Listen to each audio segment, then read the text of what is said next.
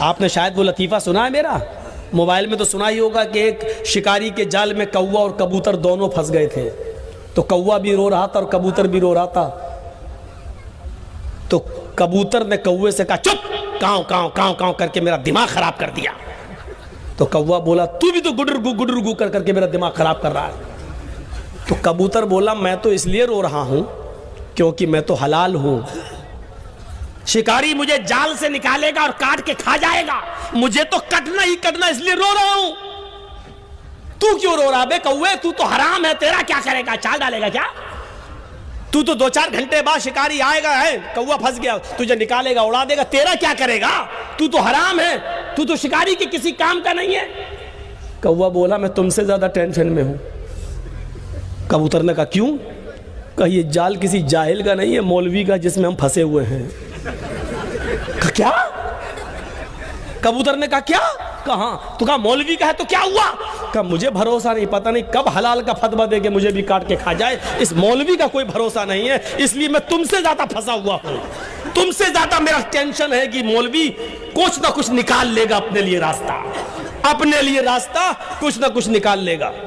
ہے جیسے ایک عورت نے 3 پیر صاحب کی دعوت کر دی، 3 پیروں کی، اب کھچڑی پکائی، پیٹ خراب تھا کیا تھا اللہ جانے، تو بیچ میں گھی ڈال دیا، کھچڑی گرم، گھی پگھل گیا، اب تینوں مولوی چاہنے لگے پیر یہ گھی میرے پاس آ جائے، وہ سوچتا میرے پاس آ جائے، تیسرا سوچتا میرے پاس چلا جائے، تو پہلے پیر نے فوراً انگلی ڈالی کھچڑی میں اور ایسے لائن کھینچ دی اور کہا اللہ فرماتا تجری من تحت الانہار، جنت میں دودھ کی نہر ایسے بہہ رہی ہوگی۔